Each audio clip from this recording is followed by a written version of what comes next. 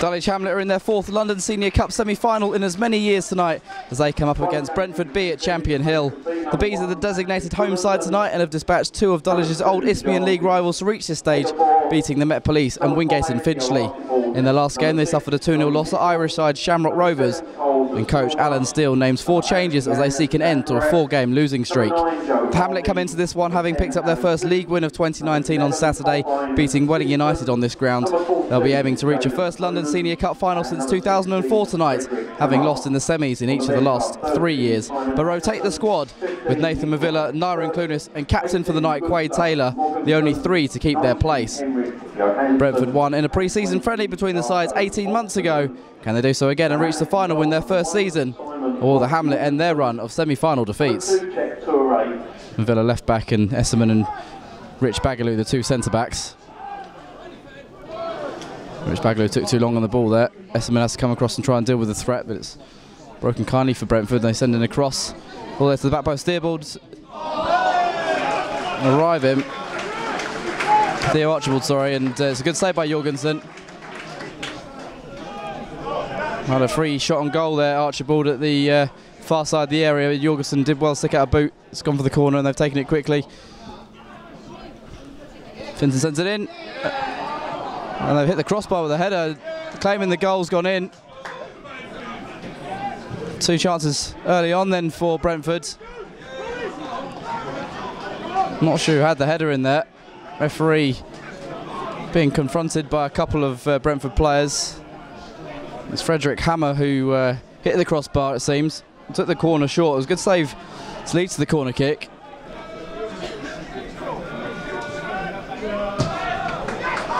Strong challenge by Quade Taylor to win the ball back. Sheriff's breaking forward. Price is through the middle. It's a good release. Out comes Gunnarsson to the edge of his area and blocks off the run of Sol Price. It's on through to Gunnarsson. It's a model that's worked well for Brentford. So they've had players leave the B team for the first team. Like Joe Hardy knocking on the door. Gunnarsson's got lucky there. Ball being played back to him, being charged down by both Price and Sheriff. Manages to clear it. Mike Dulwich likes to pass it around the back. Nice chest down from Joe Hardy. They got runners from midfield now. It's come on to Vincent. Controlling against Torre. Archibald takes over, flashes it across goal. Don't think Jorgensen got a touch on that. Managed to find Vincent down the line. Samburek's misplaced his pass. Here's Sheriff. Away from his marker. He gets in a shot from distance. Took a deflection and Dulwich have their first corner of the game. Sheriff happy to go for goal from some 30 yards. Hit a defender and looped away for the corner. Nathan Ferguson with an in-swinger from the far side. First corner caused a bit of problem in there. And it comes, and it was met by the head of Rich Bagaloo and went away from goal. Maybe he didn't see it. There was a lot of bodies in there. Well, they've won another throw here, Brentford. That shouldn't have been their throw. Clearly headed out of play by Ali Coote, not on of Wigan, as the referee and his assistant thought. Here's the Silva, 25 yards out, gets in the shot. Came forward from right back, ran onto that pass from Onan and straight at Jorgensen. It goes short to Nathan Ferguson, who's in the centre circle and has time on the ball. And out to his other Nathan, Mavilla. Back with Ferguson again on the halfway line. It's a good pass and Price helps it on Sheriff. Edge of the area goes the early shot. Low save by Gunnarsson and he claims the rebound as well as the ball went out of his grasp. Sheriff getting to the edge of the 18-yard box, just tried to send it into the bottom corner, couldn't quite bend it around Gunnarsson, who got down low. Torre takes Dulwich free kick, sends it downfield. On of Wigan controls but can't keep hold of the ball. Clunis winning it back. Now on of Wigan, he can drive forwards. He fancies a shot from distance perhaps. On he goes, on of Wigan into the area. On of Wigan, it's the post. Came out and it's cleared by Calder Silva. Out for a throw on the far side. All his own drive. Michael on of Wigan rode a couple of challenges and his shot came in. Seemed to bobble, maybe took a deflection after it left his boot. Trickled towards the far corner, hit the inside of the post. Samburek, Archibald. Hammer around the corner, clever flick, and Archibald in behind Cook. Low ball in, sent goalwards, but it's snapped at. Colbine, Vincent. Almost 5 minutes to play in this first half. 0-0 between Brentford and Dulwich here at Champion Hill. Jorgensen going downfield with the restart. Clunis takes it in his stride and sends it across. Sheriff's arriving, volley's over. Difficult height for him, couldn't quite get his foot over the ball as it came in from Clunis. Villa takes the throw back to Esserman. He's got Cook calling for the ball in this right wing, and he receives now. Anthony Cook gets away from Hammer comfortably. Beats the second man as well, and then send it through the middle. Price, is he onside here? He is. Keeper got there first, but it's deflected to Sol Price. Can he find a cross? He can, but it's charged down by Archibald. Well, timed his run there, Sol Price. But this time it's for Cook. Drop the shoulders away from Hammer. Early ball in towards the edge of the area. Got a toe on that by Mitchell. It's come for Clunis, who fancies the shots, and that's not bad. That one was certainly closer than the previous one from Ferguson. Clunis went for power, only just clears the crossbar. He does go in. It's an unmarked Onan who's received it, and Hammer shoots. Excellent training ground routine there from Brentford, but the shot from Hammer is straight at Jorgensen, and Onan has been silly there and blocked off Jorgensen as he tries to clear it. Not once or twice. I think he's going to get a yellow card there, Jaden Onan, is he? He is. It's petulant, really. Obstruction.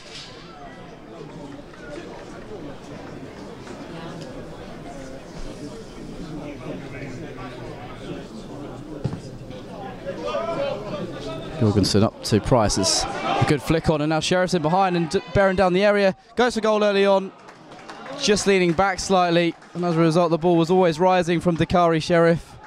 Route 1 stuffing away from Dulwich. Jorgensen downfield flicked off the shoulder of Price, and Sheriff have made the run. Not the first time tonight they've had good link-up play, those two up top.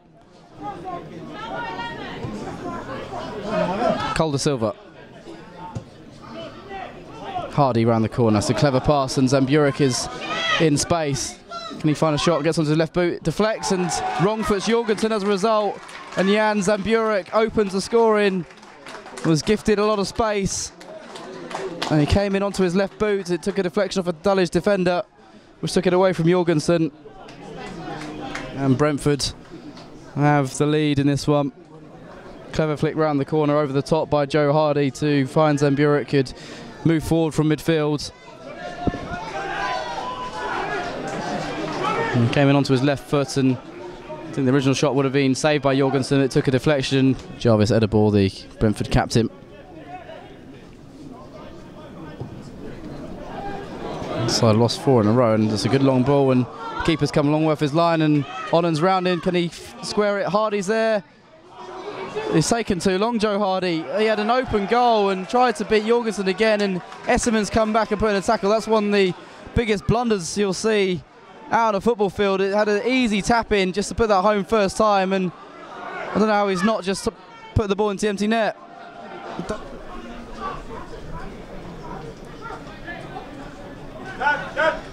Rose takes a free kick short. Dulwich have got men in the area, so they need to get this into the box if they can. Mavilla gets past Zamburek.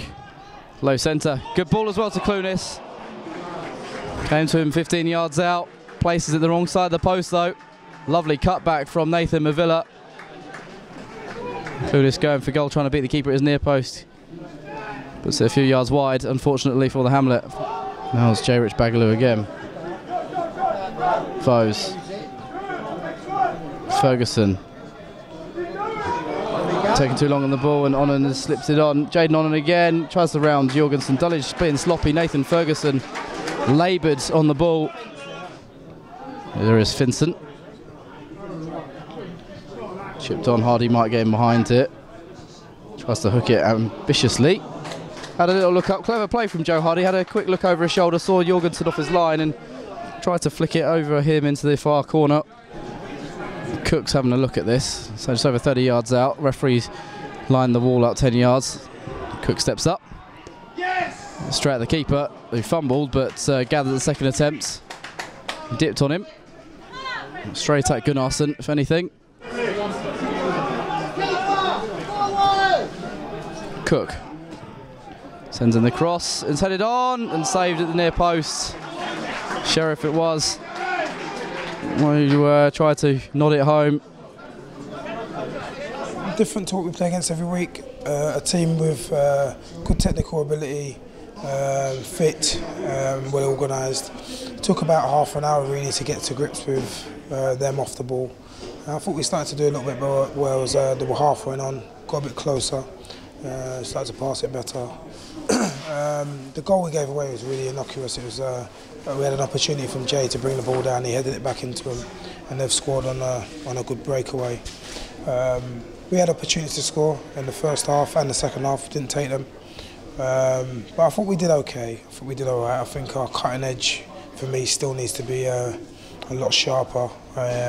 When we are sort of playing an open, expansive game, it's great, but there has to be a purpose to why we're passing the ball. And there were times we passed the ball sideways and backwards, and obviously it's hard for players whilst they're out on the pitch, but not seeing the bigger picture. There was a lot of bad decision making on the ball when there was actually someone in a better position on the pitch with a lot of space to hurt the other team, but just not really having the awareness really to see that. That probably happened a lot today.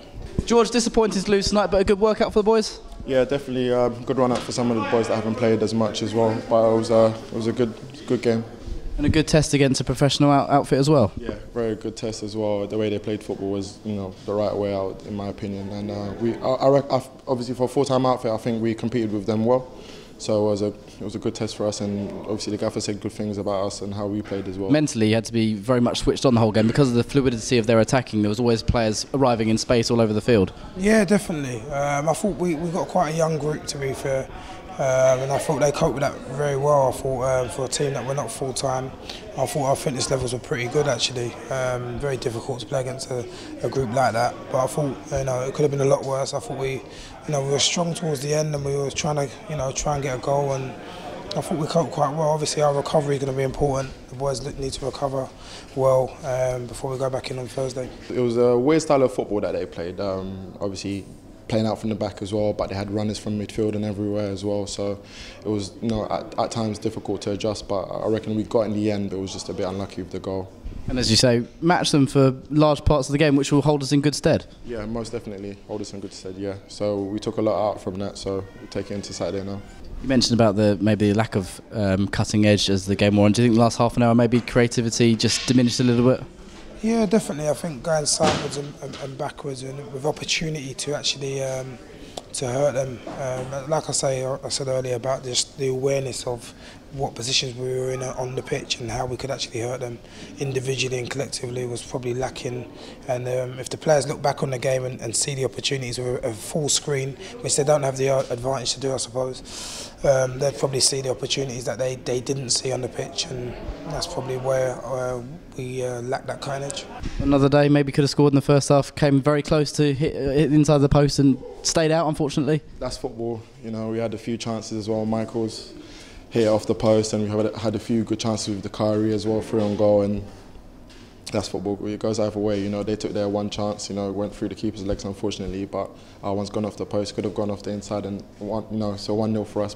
Important as well for some of the players to get minutes under the belt. We had Simon in goal getting a full 90 minutes on his debut, Jay Rich, George Esserman, Michael of Wigan, Sol Price, all getting invaluable minutes. Yeah, definitely. It's good for them. We could have gone down the road of playing the most experienced team, and maybe we might have fared better. Who knows?